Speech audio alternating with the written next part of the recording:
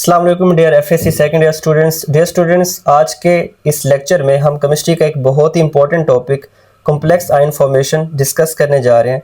Dear student, ये topic आपके board exams में एमसीक्यूज, शॉर्ट क्वेश्चंस और लॉन्ग क्वेश्चंस के लिहाज से बहुत ज़्यादा इंपॉर्टेंट है।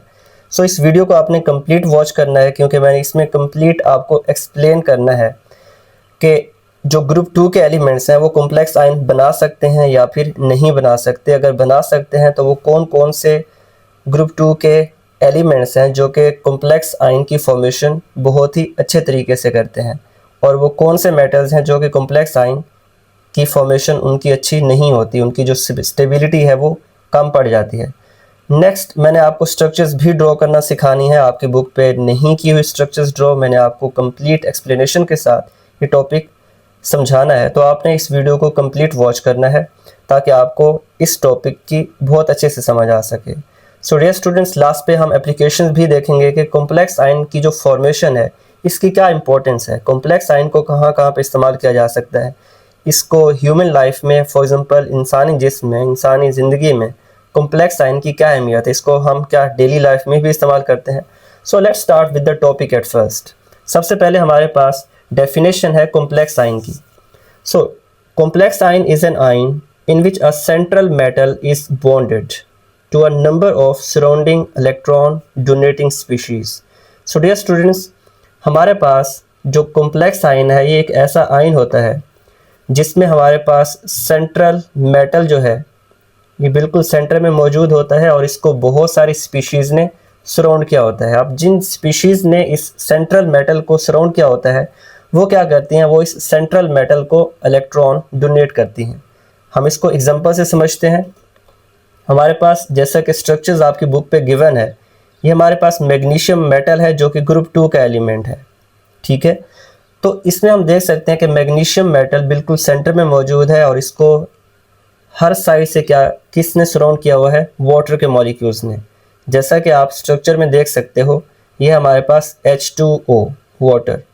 तो डियर स्टूडेंट, वाटर में जो ऑक्सीजन है इसके ऊपर 2 लोन पेयर होते हैं।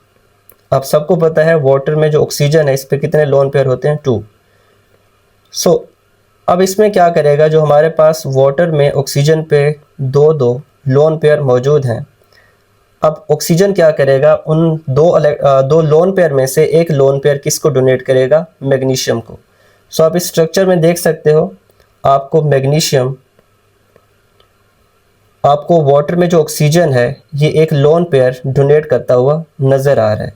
तो डियर स्टूडेंट्स, इसका मतलब है जो हम इस एग्जांपल में हमारे पास मैग्नीशियम है वो क्या है, सेंट्रल मेटल है जिसको हर तरफ से लिगेंड्स ने सराउंड किया होता है। अब लिगेंड्स क्या होते हैं, लिगेंड्स वो स्पीशीज़ हैं जो कि सेंट्रल मेटल आयन को इलेक्ट्रॉन डोनेट करती हैं। जैसा कि आप यहाँ पे देख सकते हो, ऑक्सीजन आपको इलेक्ट्रॉन पेयर डोनेट करता हुआ नज़र आ रहा है।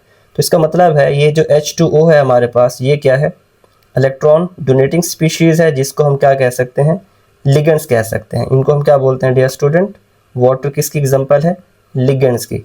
और इसमें जो मैग्नीशियम है वो है हमारे पास सेंट्रल मेटल आयन, और ये कॉम्प्लेक्स आयन है क्योंकि इसको बहुत सारी इलेक्ट्रॉन डोनेटिंग स्पीशीज़ ने सराउंड किया हुआ है।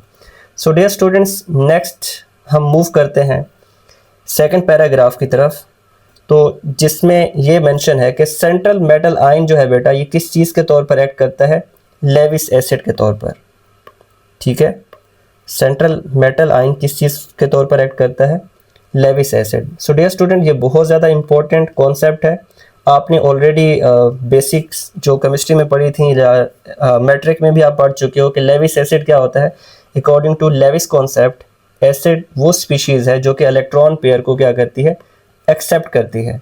सो जितनी भी स्पीशीज़ इलेक्ट्रॉन पेयर एक्सेप्ट करती हैं उनको हम क्या बोलते हैं, लेविस एसिड बोलते हैं। जैसा कि आप इस एग्जांपल में देख सकते हो, जो मैग्नीशियम सेंट्रल मेटल आयन है ये क्या कर रहा है, वाटर के ऑक्सीजन से इलेक्ट्रॉन पेयर एक्सेप्ट कर रहा है। तो इसका मतलब है ये क्या होगा, इलेक्ट्रॉन पेयर एक्सेप्टर, और जो इलेक्ट्रॉन पेयर एक्सेप्टर है हम उसको क्या बोलते हैं, लेविस एसिड बोलते हैं, कि वो लेविस एसिड है। और हर वो चीज़ लेविस बेस होगी जो कि इलेक्ट्रॉन पेयर को क्या करेगी, डोनेट करेगी। जैसा कि आप वाटर को देख सकते हो, NH3 में नाइट्रोजन के ऊपर भी एक लोन पेयर है, वाटर में ऑक्सीजन पे 2 लोन पेयर होते हैं।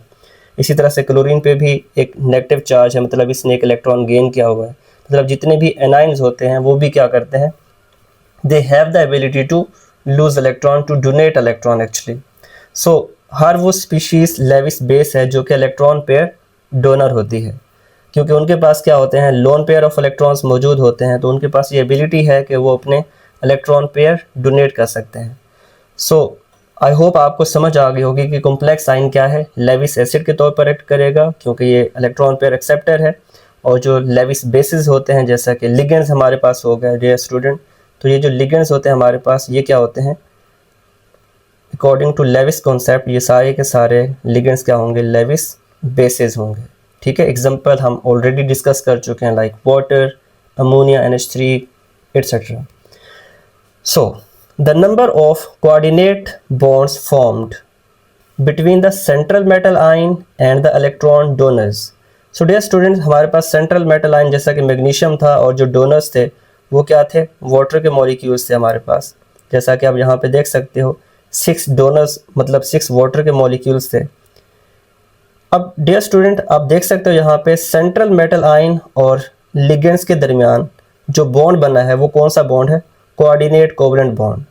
तो डियर स्टूडेंट आपने ऑलरेडी पढ़ रखा है कि कोऑर्डिनेट कोवलेंट बॉन्ड क्या होता है, वो बॉन्ड जो कि इलेक्ट्रॉन पेयर, जिसमें इलेक्ट्रॉन पेयर डोनेट होता है। डोनर क्या करता है, इलेक्ट्रॉन पेयर डोनेट करता है, जैसा कि इस एग्जांपल में वाटर इलेक्ट्रॉन पेयर डोनेट करता हुआ आपको नज़र आ रहा है, और जो एक्सेप्टर होता है वो क्या करता है, इलेक्ट्रॉन पेयर को एक्सेप्ट करता है। तो डोनर और एक्सेप्टर के दरमियान जब भी बॉन्ड बनता है तो उसको कोऑर्डिनेट कोवलेंट बॉन्ड बोलते हैं, और उसको हम एरो के साइन से शो करते हैं, जैसा कि आपको वाटर और मैग्नीशियम के दरमियान कोऑर्डिनेट कोवलेंट बॉन्ड को एरो से शो किया गया, आपको ये नज़र भी आ रहा है।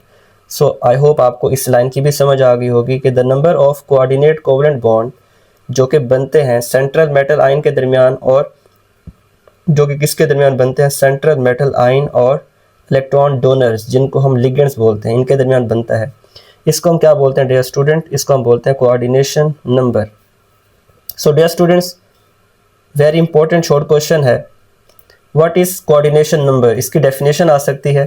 तो आपने इसकी डेफिनेशन में यही सेंटेंस लिख देना है कि सेंट्रल मेटल आयन और लिगेंड्स के दरमियान जितने कोऑर्डिनेट कोवलेंट बॉन्ड बनते हैं वही उस सेंट्रल मेटल आयन का क्या होता है, कोऑर्डिनेशन नंबर होता है। फॉर एग्जांपल इस एग्जांपल में आप देख सकते हो कि मैग्नीशियम क्या कर रहा है, यहाँ पे मैग्नीशियम का कोऑर्डिनेशन नंबर कितना होगा, 6 होगा, क्योंकि इसको 6 लिगेंड्स जो हैं वो इलेक्ट्रॉन पेयर डोनेट कर रहे हैं। कितने इलेक्ट्रॉन पेयर डोनेट कर रहे हैं, 6 इलेक्ट्रॉन पेयर, तो इसका कोऑर्डिनेशन नंबर क्या होगा, मैग्नीशियम का 6 होगा यहाँ पे। जो कॉमन कोऑर्डिनेशन नंबर्स हैं हमारे पास वो 2 हो सकते हैं, 4 हो सकते हैं और 6 हो सकते हैं। 6 जैसा कि हमने इस एग्जांपल में देखा, आगे हम 2 और 4 की भी एग्जांपल्स इसी टॉपिक में ही डिस्कस करेंगे। नेक्स्ट पैराग्राफ है हमारे पास, while complex ion formation is more typical for transition metals. बहुत इंपॉर्टेंट बात है डियर स्टूडेंट्स, आपने इसको अंडरलाइन कर लेना अपनी बुक पे भी, और याद भी रखना है आपने कि कॉम्प्लेक्स आयन की जो फॉर्मेशन है ये उन मेटल्स में ज़्यादा होती है जो कि डी ब्लॉक वाले एलिमेंट्स हैं। अब ट्रांजिशन मेटल्स क्या होते हैं डियर स्टूडेंट्स, ट्रांजिशन मेटल्स वो होते हैं जिनका outer most electron D subshell में होता है। तो डियर स्टूडेंट्स हमारे पास जो ट्रांजिशन मेटल्स हैं दरअसल इसको हम क्या बोलते हैं, डी ब्लॉक एलिमेंट्स भी बोलते हैं। सो डियर स्टूडेंट्स ये हमारे पास ग्रुप नंबर 1 है, ठीक है। फॉर एग्जांपल ये हमारे पास ग्रुप नंबर 1 है, ये ग्रुप नंबर 2 है। इसी तरह से हमारे पास पीरियोडिक टेबल में ग्रुप नंबर 3 से लेकर ग्रुप नंबर 12 तक के जितने भी एलिमेंट्स हैं हम इनको क्या बोलते हैं, डी ब्लॉक एलिमेंट्स बोलते हैं। तो डियर स्टूडेंट्स जो ग्रुप 3 और ग्रुप 12 तक जितने भी एलिमेंट्स हैं इनके पास ये एबिलिटी होती है कि ये कॉम्प्लेक्स आयन बना सकते हैं। सो डियर स्टूडेंट्स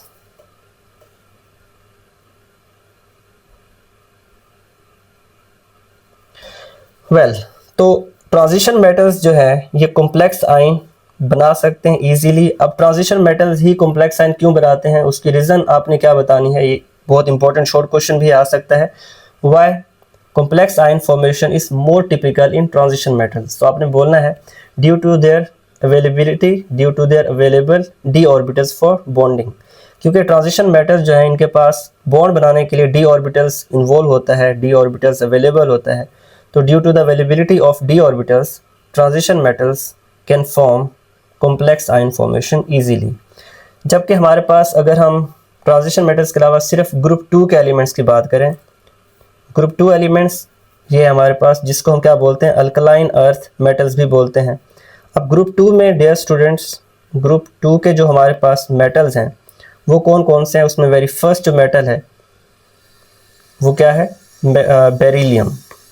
उसके बाद हमारे पास मैग्नीशियम है, कैल्शियम, स्ट्रोंशियम, बेरियम और रेडियम। तो डियर स्टूडेंट्स ये हमारे पास ग्रुप 2 के मेटल्स हैं। आप ग्रुप 2 के जो मेटल्स हैं ये भी कॉम्प्लेक्स आयन बना सकते हैं, लेकिन जो ग्रुप 2 के मेटल्स कॉम्प्लेक्स आयन बनाते हैं वो इतने ज़्यादा स्टेबल नहीं होते। और यहाँ पे ये भी है कि जो हमारे पास ग्रुप 2 में टॉप पे मौजूद है, जैसा कि हमारे पास बेरिलियम है, मैग्नीशियम है और कैल्शियम है, ये तो कॉम्प्लेक्स आयन बना सकते हैं। और लेकिन जो इससे नीचे है हमारे पास, इनके जो कॉम्प्लेक्स आयन होते हैं वो बहुत ही ज़्यादा वीक होते हैं। तो मतलब इतने ज़्यादा स्टेबल नहीं होते इनके complex ions. So group 2 elements can also form complex ions, especially those at the top of the group. So group 2 में जो टॉप एलिमेंट्स हैं जैसा कि बेरिलियम, मैग्नीशियम और कैल्शियम, ये कॉम्प्लेक्स आयन बना सकते हैं। और इनकी कॉम्प्लेक्स आयन बनाने की जो टेंडेंसी है वो क्या होती है? It is less pronounced than that of transition metals. So group 2 के जो मेटल्स हैं इनकी कॉम्प्लेक्स आयन बनाने की जो एबिलिटी है वो ट्रांजिशन मेटल्स की निस्बत बहुत ही कम होती है। But it's still significant in certain context. लेकिन ये काफ़ी सारे कॉन्टेक्स्ट के लिहाज से अगर हम बात करें तो ये काफ़ी ज़्यादा इंपॉर्टेंट भी है, सिग्निफिकेंट भी है। So dear students, in short यहाँ पे आपने दो चीज़ें याद रखनी हैं कि जो कॉम्प्लेक्स आयन की फॉर्मेशन है ये ट्रांजिशन मेटल्स में तो बहुत ज़्यादा कॉमन है, लेकिन जो ग्रुप 2 के एलिमेंट्स हैं ये भी कॉम्प्लेक्स आयन बनाते हैं, स्पेशली वो ग्रुप 2 के एलिमेंट्स जो कि ग्रुप 2 में टॉप पे मौजूद है, लाइक बेरिलियम, मैग्नीशियम और कैल्शियम। तो डियर स्टूडेंट्स आपने ये दो बातें याद रखनी है। नेक्स्ट हमारे पास है the ability of group 2 metal ions to form a complex ion. So group 2 के मेटल्स की कॉम्प्लेक्स आयन बनाने की जो एबिलिटी है ये किस चीज़ पे डिपेंड करती है? ये डिपेंड करती है charge to size and charge, मतलब चार्ज टू साइज रेशो पे ये डिपेंड करती है। सो डियर स्टूडेंट्स अगर हम ग्रुप 2 में जितने भी हमारे पास मेटल्स हैं, चाहे वो हमारे पास बेरिलियम है तो इस पर +2 चार्ज है हमारे पास, ठीक है। इन सब पे कितना चार्ज होता है डियर स्टूडेंट? 2 पॉजिटिव। मैग्नीशियम पे भी 2 पॉजिटिव है, कैल्शियम, स्ट्रोंशियम, बेरियम और रेडियम, इन सब पे 2 पॉजिटिव चार्ज है। तो डियर स्टूडेंट्स चार्ज तो सबका सेम है, तो चार्ज अगर सेम है सबका तो साइज़ क्या होता है डियर स्टूडेंट्स? ग्रुप में जब हम ऊपर से नीचे की तरफ मूव करते हैं, टॉप टू बॉटम मूव करते हैं ग्रुप में, तो साइज़ इंक्रीज़ करता जाता है। तो डियर स्टूडेंट्स अगर हम देखें साइज़ की इंक्रीज़ करने की वजह से चार्ज टू साइज़ रेशो क्या होगी? ग्रुप 2 के एलिमेंट्स की क्या होगी? ये डिक्रीज़ होगी। तो charge to size ratio group में क्या होती है? डिक्रीज़ होती है। तो इनकी कॉम्प्लेक्स आयन बनाने की जो एबिलिटी है वो भी कमज़ोर होती जाएगी, वो वीक पड़ती जाएगी। Well, smaller ions have a high charge density. अगर हम टॉप पे जो हमारे पास बेरिलियम है, मैग्नीशियम है और कैल्शियम है, उनकी चार्ज डेंसिटी क्या होती है? हाई होती है। आई मीन टू से चार्ज टू साइज रेशो क्या होती है? ज़्यादा होती है, जो टॉप पे मौजूद है, जिसकी वजह से ये क्या कर सकते हैं? Which makes them better at attracting electron donating species. So जिसकी वजह से ये इलेक्ट्रॉन डोनेटिंग स्पीशीज़, जिनको हम लिगेंड्स भी बोलते हैं, ये उनको बहुत ही अच्छे तरीके से अट्रैक्ट कर सकते हैं। लेकिन charge to size ratio group में क्योंकि टॉप टू बॉटम डिक्रीज होती जाती है, तो इसका मतलब है इनकी इलेक्ट्रॉन डोनेटिंग स्पीशीज़ के साथ जो बॉन्डिंग है वो वीक पड़ती जाएगी। So all group 2 ions have +2 charge. जैसे मैंने आपको ऑलरेडी बता दिया, ग्रुप 2 के जितने भी आयंस हैं, beryllium, magnesium, calcium, strontium etcetera, they all have +2 charge which provides an electrostatic attraction for electron pair donors. So जितने भी dear students electron pair donors होते हैं वो या तो एनाइंस होते हैं, नेगेटिव चार्ज होता है उन पे, या फिर उनके पास लोन पेयर मौजूद होता है। तो उसको ये क्या करते हैं? ग्रुप 2 के elements for due to being a positive charge, due to the presence of +2 charge, they have the ability to attract ligands which are either in the form of anions or they have a lone pair of electrons. So next हमारे पास है group 2 के जितने भी salts हैं dear students, जब हम इनको डिज़ोल्व करते हैं वाटर के अंदर। जैसा कि आप इस एग्जांपल में देख सकते हो, हमारे पास क्या था, मैग्नीशियम सल्फेट था। अब हमने मैग्नीशियम सल्फेट को जैसे ही वाटर के अंदर ऐड किया तो आप देख सकते हो वाटर ने क्या किया, सल्फेट को साइड पे करके खुद मैग्नीशियम मेटल को सराउंड कर लिया। सो group 2 salts when dissolve in water, तो जब ग्रुप 2 के सॉल्ट्स को हम वाटर में डिसॉल्व करते हैं तो क्या होता है, the metal ions become hydrated. तो मेटल आयंस को वाटर के मॉलिक्यूल क्या कर लेते हैं, सराउंड कर लेते हैं, जिसकी वजह से हम बोलते हैं कि मेटल आयंस क्या हो चुके हैं, हाइड्रेटेड हो चुके हैं। So these are essentially complex ions where water molecules act as electron pair donors। so इस एग्जांपल में आप देख सकते हो जो कॉम्प्लेक्स आयंस है हमारे पास, इसको वाटर मॉलिक्यूल ने सराउंड किया हुआ है, तो जितने भी वाटर के मॉलिक्यूल्स हैं वो क्या कर रहे हैं, इलेक्ट्रॉन पेयर डोनेट कर रहे हैं। तो हम इनको क्या कह सकते हैं, इस एग्जांपल में जो वाटर मॉलिक्यूल्स हैं वो किस चीज़ के तौर पर एक्ट करते हैं, इलेक्ट्रॉन पेयर डोनर्स के तौर पर। So for example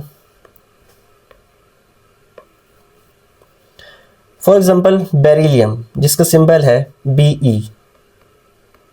beryllium being the smallest group 2 ion, अगर हम ग्रुप 2 में बात करें तो बेरिलियम टॉप पे मौजूद है और इसका साइज सबसे स्मॉल होता है, तो इस वजह से इसकी चार्ज डेंसिटी जो है वो क्या होती है, हाई होती है। It strongly attracts water molecules and forms a hydrated ion with a coordination number of 4। तो डियर स्टूडेंट्स, ये इंपॉर्टेंट है MCQs के लिहाज से, बेरिलियम का कोऑर्डिनेशन नंबर कितना है, 4 है, और मैग्नीशियम का कोऑर्डिनेशन नंबर डियर स्टूडेंट्स कितना है, 6 है। तो शॉर्ट क्वेश्चन में भी आ सकता है कि बेरिलियम का कोऑर्डिनेशन नंबर 4 जबकि मैग्नीशियम का कोऑर्डिनेशन नंबर 6 है, what is the reason behind it.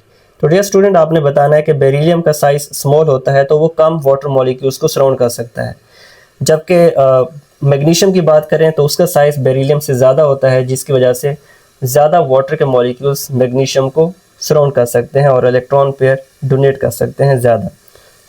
So dear students, beryllium को क्योंकि 4 वाटर मॉलिक्यूल सराउंड कर सकते हैं, इस वजह से इसका कोऑर्डिनेशन नंबर क्या होगा, 4 होगा, और इसका जो कॉम्प्लेक्स कंपाउंड बनेगा उसका फार्मूला क्या होगा, BeH2O × 4।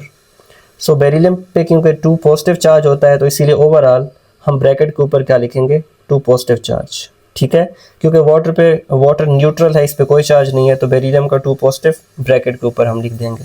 So magnesium ions are larger, magnesium ions क्या होते हैं डियर स्टूडेंट, लार्ज होते हैं।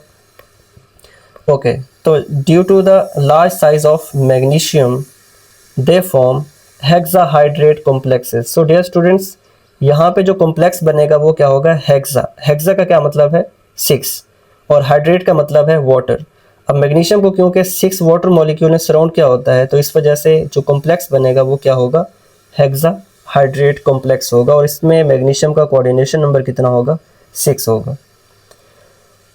सो इससे आगे अगर हम मूव करें ग्रुप में, तो बेरिलियम और मैग्नीशियम के बाद हमारे पास नेक्स्ट लार्ज साइज वाले आयंस मौजूद हैं, like calcium, strontium and barium. So these ions also form hydrated ions mostly with the coordination number of 6। सो जो लार्ज साइज वाले आयंस हैं वो भी कोऑर्डिनेशन नंबर, वो भी हाइड्रेटेड आयंस बना सकते हैं, इनको भी वाटर के मॉलिक्यूल सराउंड करते हैं, और इनमें से जो कैल्शियम, स्ट्रोंशियम और बेरियम है, ये इन तीनों का जो कोऑर्डिनेशन नंबर है वो क्या है डियर स्टूडेंट, 6 है। इंपॉर्टेंट है MCQs के लिहाज से। Although the strength of the interaction decreases down the group, so dear students, due to large size, मैंने आपको ऑलरेडी बता दिया था कि कैल्शियम, स्ट्रोंशियम और बेरियम का साइज लार्ज होता जाता है, जिसकी वजह से ग्रुप में इनकी जो स्ट्रेंथ है सेंट्रल मेटल आयन के साथ जो इनकी इंटरेक्शन है वो क्या होती जाएगी, वीक पड़ती जाएगी। मतलब इनकी इंटरेक्शन जो है सेंट्रल मेटल आयन के साथ वो क्या करती जाती है, डिक्रीज करती जाती है, डिक्रीज हो जाती है। सो नेक्स्ट हमारे पास पैराग्राफ है dear student, group 2 ions specially the smaller ones. Dear student, ये पैराग्राफ बहुत ज़्यादा इंपॉर्टेंट है, last 2 paragraphs are highly important. So group 2 ions specially the smaller ones, जिसमें हमारे पास लाइक बेरिलियम, मैग्नीशियम और कैल्शियम होगा, ये स्मॉलर है ग्रुप 2 के ions. They can form stable complexes. So dear student, जो स्मॉलर आयंस हैं ग्रुप 2 के, ये जब कॉम्प्लेक्स बनाते हैं तो ये बहुत ही स्टेबल कॉम्प्लेक्स बनाते हैं। किसके साथ कॉम्प्लेक्स बनाते हैं, ऑब्वियसली डोनर्स के साथ, लेकिन वो डोनर जिसके पास इलेक्ट्रॉन पेयर एक से ज़्यादा हों, more than 1 donatable electron pairs. So these species can form more than one coordinate these species can form more than one coordinate bonds to the same metal ion, creating a ring like structure. So dear students, अगर group 2 के smaller ions को, जैसा कि हमारे पास calcium है इस example में, तो अगर स्मॉलर आयंस को ऐसे इलेक्ट्रॉन पेयर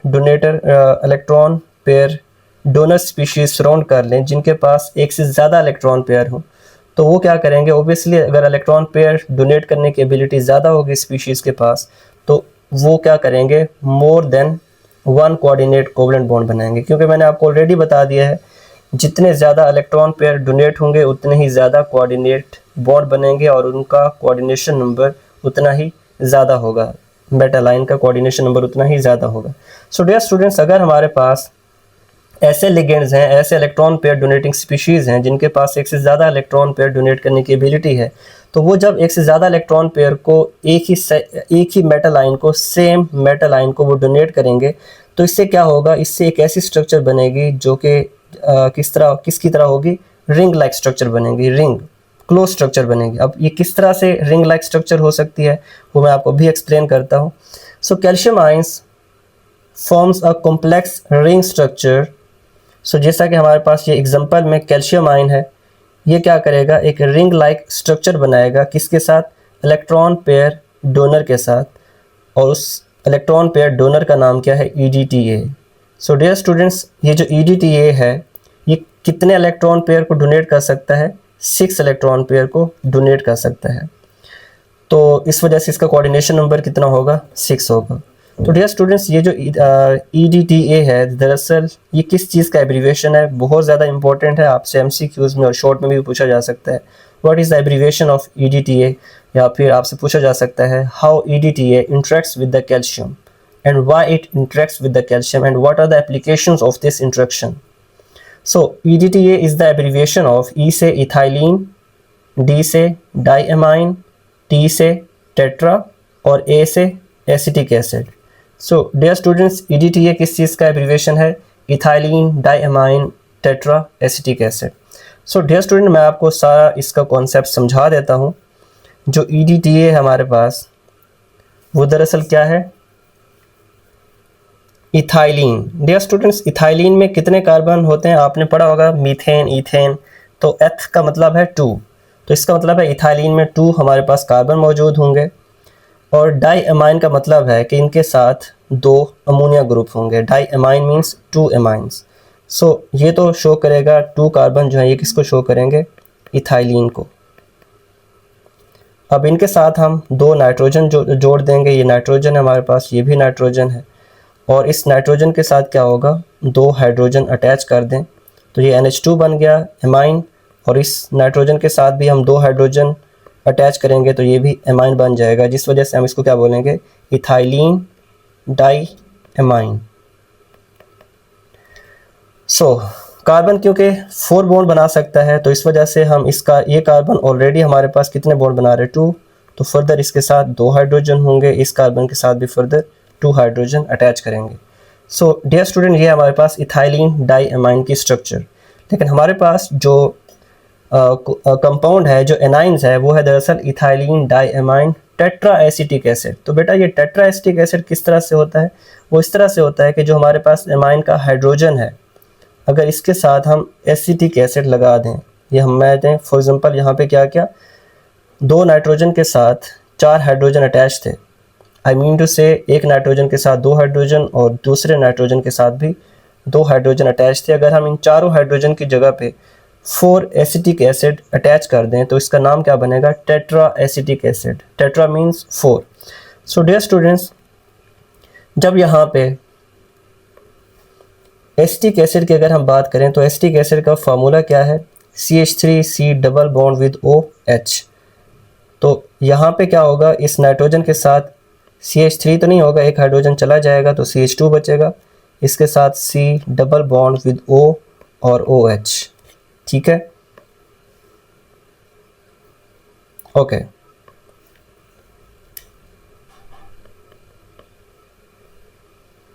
सो ये हमारे पास एसिटिक एसिड।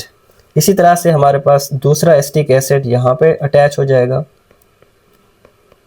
और थर्ड हमारे पास इस नाइट्रोजन के साथ भी CH2C double bond with O और OH, ये भी एसिटिक एसिड है, और यहाँ पे भी हम एसिटिक एसिड को अटैच करेंगे, CH2C double bond with OH।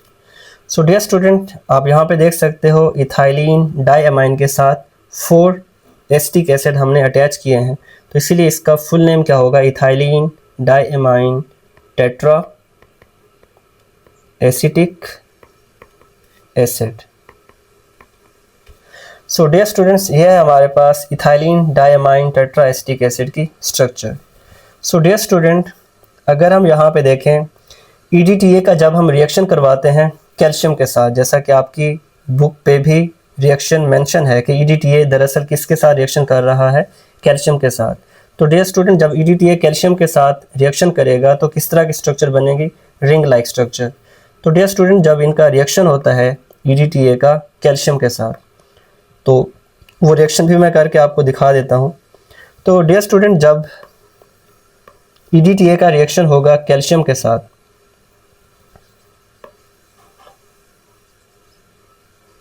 तो फॉर एग्जांपल ये हमारे पास EDTA की स्ट्रक्चर है, इसका रिएक्शन हो रहा है यहाँ पे कैल्शियम के साथ, और कैल्शियम पे चार्ज कितना होता है डियर स्टूडेंट्स, 2 पॉजिटिव। तो डियर स्टूडेंट, जब कैल्शियम के साथ EDTA का रिएक्शन हम करवाएंगे तो उस वक़्त क्या होगा, जो एसिटिक एसिड का हाइड्रोजन है वो क्या हो जाएगा, ऑक्सीजन और हाइड्रोजन के दरमियान बॉन्ड ब्रेक करेगा। तो हमारे पास 4 एसिटिक एसिड थे, तो इनके 4 हाइड्रोजन यहाँ से क्या हो जाएंगे, लूज़ हो जाएंगे, जिसकी वजह से हर ऑक्सीजन जहाँ से एक हाइड्रोजन चला गया था उस पर कौन सा चार्ज आएगा डियर स्टूडेंट, नेगेटिव चार्ज आएगा। जैसे यहाँ पे भी ऑक्सीजन पे नेगेटिव, यहाँ पे भी नेगेटिव, इधर भी नेगेटिव और यहाँ पे भी नेगेटिव। इसी तरह से डियर स्टूडेंट, अगर हम नाइट्रोजन की बात करें तो आपको पता है नाइट्रोजन जब 3 बॉन्ड बना रहा होता है तो इस पर एक लोन पेयर भी मौजूद होता है। तो इसका मतलब है इस नाइट्रोजन पे क्या है, एक लोन पेयर मौजूद है, इस नाइट्रोजन पे भी एक लोन पेयर मौजूद है।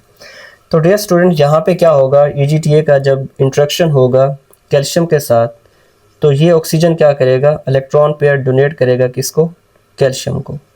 इसी तरह से जो ये ऑक्सीजन है ये भी इलेक्ट्रॉन पेयर डोनेट करेगा कैल्शियम को, और ये ऑक्सीजन भी क्या करेगा, कैल्शियम को इलेक्ट्रॉन पेयर डोनेट करेगा। ये 4th हमारे पास जो ऑक्सीजन है ये भी क्या करेगा, इलेक्ट्रॉन पेयर डोनेट करेगा कैल्शियम को।